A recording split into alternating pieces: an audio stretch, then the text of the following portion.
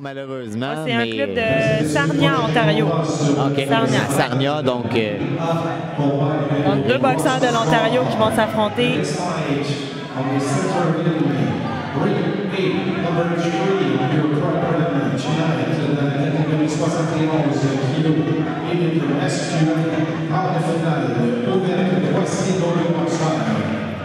Tout d'abord, dans le coin rouge, in the red corner from Ottawa Fight and Fitness, Abdul Rahman Akwani.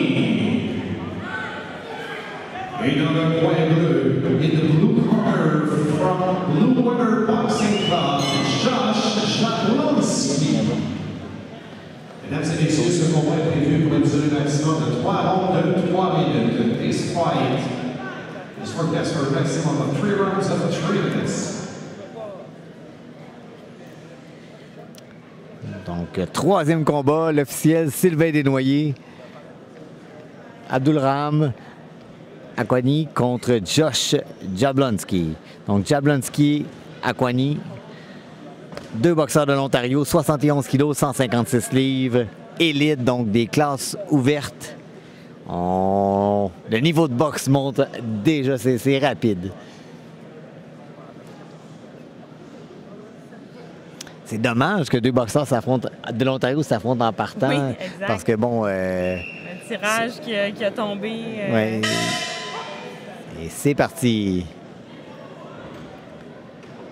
Tout de suite, on voit... La différence, hein? Ouais, avec, ouais, le 2 minutes, ouais. la classe verte versus novice. Le jeu de pied du côté d'Akwani dans le coin rouge, ou un bon jeu de distance. On fait des bons step back. Exact. Du côté de Jablonski, travaille derrière le jab, on essaie de se rapprocher tranquillement. On a un beau jab du côté de Akwani.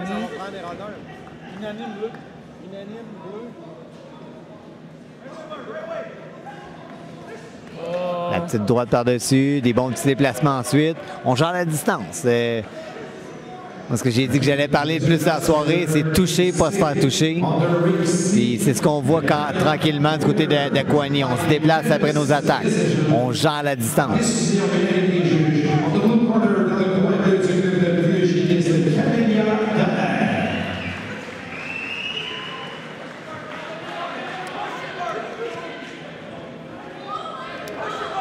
Bon petit crochet de gang. Oui, on a une belle variété du côté d'Akwani. Beau travail au corps.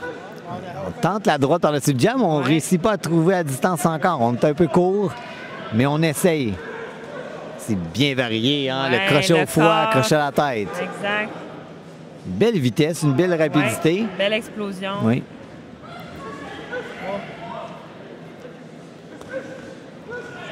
On sent que Jablonski a les mains un peu plus lourdes. On le voit qu'il veut s'installer pour essayer de déranger, changer le rythme. La vitesse du côté d'Akwani, puis peut-être un peu plus lourd du côté de Jablonski. Mesdames et messieurs, prochain combat sur le ring C. Oh, la droite par-dessus. Hein? Une belle uppercut du côté de Jablonski en même temps. Oui. C'est ça qu'on veut voir, les deux boxeurs qui font des bons échanges. Oh, 2-1-2. Et Kani qui revient tout de suite, hein, il ne laisse pas les choses aller. Il pose un beau tempo au niveau de ses combinaisons. Là. Il ne lance pas de coup unique, il lance vraiment beaucoup en combinaison. Vraiment, de temps des belles explosions. Quand il n'est pas sûr, il recule tout de suite. Donc, c'est vraiment une belle démonstration de boxe. Mais c'est compétitif. C'est vraiment deux styles très différents. On voit vraiment Jablonski qui marche vers son adversaire. Les pieds lourds. Mais il reçoit la main droite par-dessus le jab. Souvent, un crochet un peu plus large. Le jab un peu bas aussi.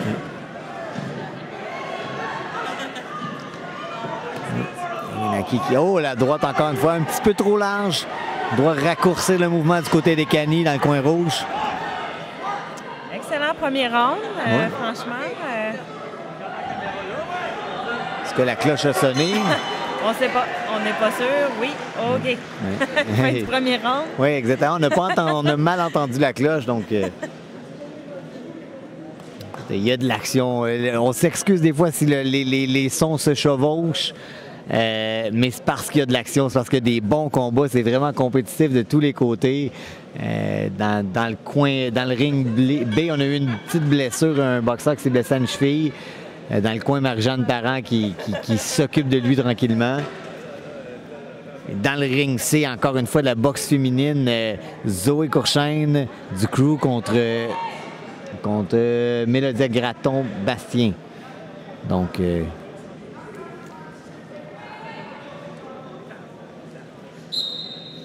Et c'est reparti dans le coup, dans le ring A.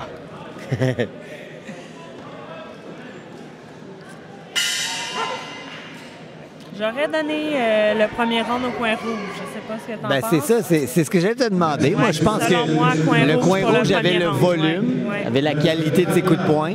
La précision aussi de son jab. Là. Son jab par en dedans. La droite ici. La droite passe par-dessus le jab de Jablonski. Je pense que c'est ça, il y a une conscience défensive du côté du coin rouge qui fait une différence. Là, on le voit vraiment tout le temps, à chaque coup de poing, on change de place après. On ne reste pas devant la cible. Bouge sa tête sur son jab aussi, tendance à aller beaucoup le jab à l'intérieur, qui touche vraiment très bien. Une variété de coups de poing aussi. Donc, premier round, moi, je suis d'accord avec toi. Donc, mais, comme je vous dis, ça reste compétitif. Du côté de Jablonski, on doit s'ajuster un peu. Il met beaucoup de pression, marche beaucoup. Il avance beaucoup. Là, des fois, il devrait faire des petits pas de recul pour surprendre l'adversaire.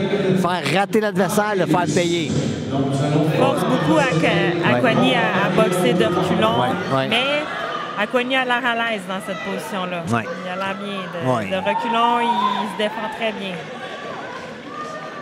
Jablonski encore là a touché avec des beaux crochets lourds. A tendance à travailler plus en coup unique. Il ne lance pas énormément de longues combinaisons. C'est ça. Il a suivi un petit peu, mais tu le vois qu'il force sur chacun des coups, donc ça devient des coups uniques. Tu répètes le même coup de poing au lieu de suivre de manière fluide, comme Ekani l'a fait ici, encore une fois, avec le double crochet de gauche. Milieu du deuxième round. C'est des rondes de 3 minutes, ça prend de l'énergie. On commence fort les combats, mais il faut s'assurer de bien le finir aussi. Oh, beau crochet au foie du côté de Jablonski. On y retourne encore. Jablonski qui commence à suivre ses combinaisons un peu plus. Là. Exactement. Toucher un beau coup au corps, suit un peu plus ses attaques. On voit de l'amélioration dans son combat et dans son style tranquillement. Plus à l'aise un peu.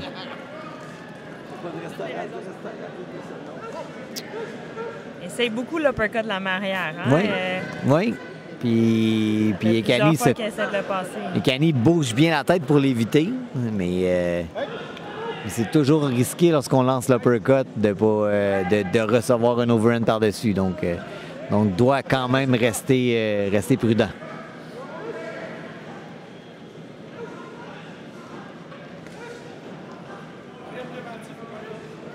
Quel côté?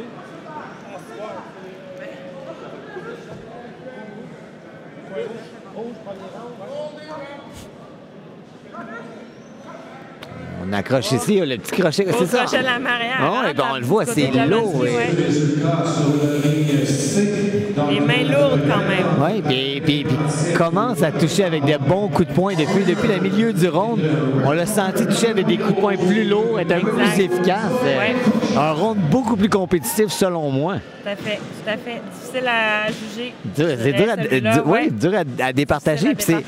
C'est vrai parce qu'on met l'emphase sur les coups de puissance. On a senti qu'il y avait plus de puissance. On sentait un peu plus de fatigue du côté d'Ekani qui a accroché un peu plus souvent. Je dirais qu'Ekani, par contre, a eu quand même un plus gros volume, plus de coups de poing lancés. Donc, j'aurais tendance à lui donner peut-être encore celui-là, mais il va devoir continuer là-dessus s'il ne veut pas laisser Jablonski prendre le dessus pour le dernier round. On va voir l'énergie de chacun, qu'est-ce que ça donne. On veut voir les déplacements, le bon jeu de pied, c'est important. On a commencé à accrocher un peu plus aussi à la fin du deuxième round. Hein. La fatigue commence à s'installer un peu. On va voir ce que ça va donner. Donc, c'est bientôt reparti pour le troisième round.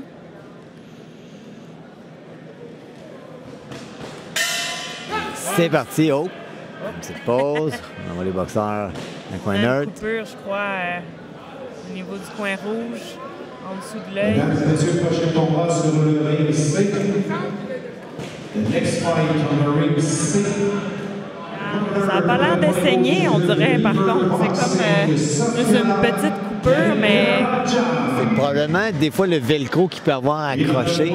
Peut-être. Mais on ne voit pas de sang. Ça a l'air d'être une vieille coupure. Ouais. Je ne sais pas ce que c'est, mais c'est parti. Écoute, Troisième round. C'est sûr de protéger nos athlètes. Donc, le docteur s'est assuré que c'était correct. C'est parti. Jablonski qui jab, qui se déplace. On n'avait pas vu ça les deux premiers rounds. On le voit gérer la distance un peu plus. Il devrait monter sa main droite un peu, par contre. Boxe les mains basses. Mais Akani a l'air un petit peu plus fatigué, là. Je dirais, la base n'est plus la même. Il boxait plus bas, plus solide sur ses jambes. Ouais, là, il se fait marcher un peu plus dessus par Jablonski. Qui lance plus en volume présentement, suit ses combinaisons. Du côté des Kani, on travaille avec le jab, seulement la main avant, la main arrière ne sort pas beaucoup. Bien touché avec le crochet de gauche en échange. Oh, bon coup au corps. Je pense plus sa main arrière. Ouais.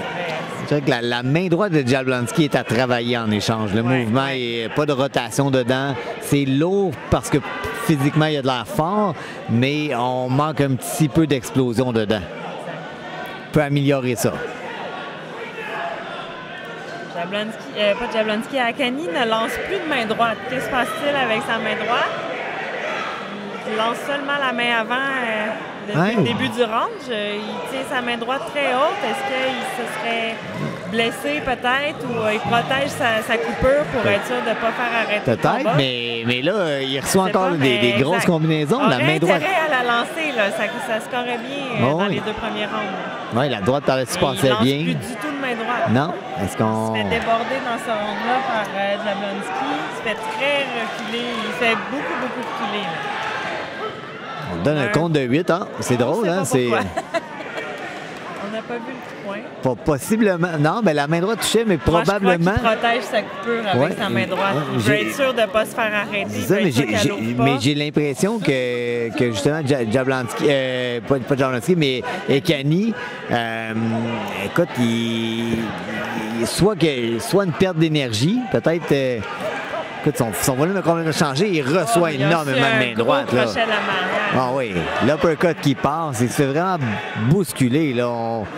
C'est un round vraiment à l'avantage de Jablonski en ce moment. Non, oui, vraiment, là, le changement.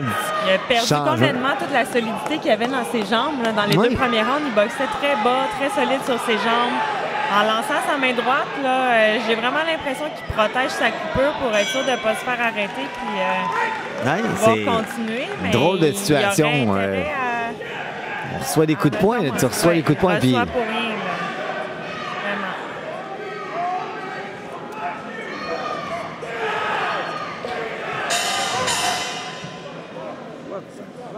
C'est terminé. C'est terminé. Donc, la cloche a changé. Donc, on a un bruit un peu plus de... On n'est pas certain que c'est quoi la cloche. Écoute, moi, je pensais que c'était pas Pauline Marois qui se promenait avec les carrés rouges. Donc c'est un coup de casserole. Oui, un coup de cymbale. Exactement, les casseroles. Mais bon... Écoute, c'était vraiment un bon combat, vraiment une belle fin de combat. Je pense que tout va dépendre de comment les juges ont jugé le deuxième round qu'on avait un peu de misère à départager parce que selon moi, le premier va à Akani, le dernier à Jablonski. Puis le dernier round est possiblement un 18. Oui. Possiblement une domination totale. Tout à fait. Exact. Notre gagnant en winner. On attend la décision.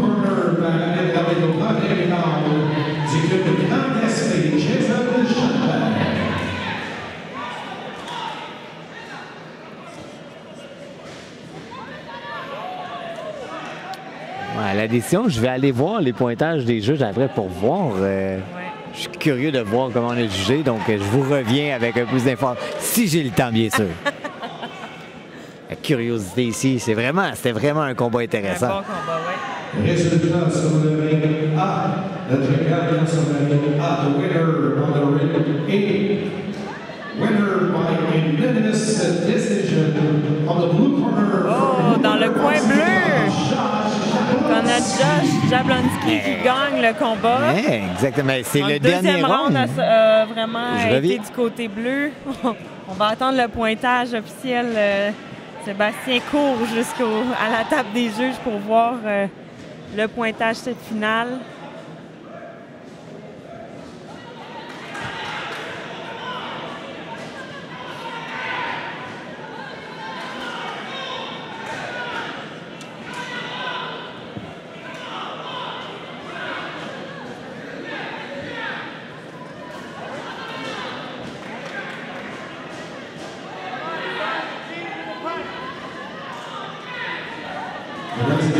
Il revient avec la décision. Quel est le pointage, Sébastien? Ben écoutez, c'est vraiment intéressant. Les juges avaient les mêmes résultats que nous. On a dit le 2 premiers rounds dans le coin rouge à Ekani, excusez.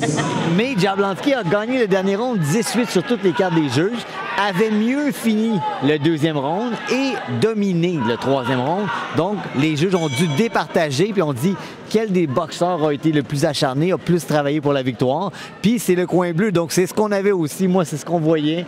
Donc, on est très heureux de la décision. C'est une bonne décision bien méritée. Oui, puis c'était un bon combat. Donc, maintenant, on s'en va au 5e combat.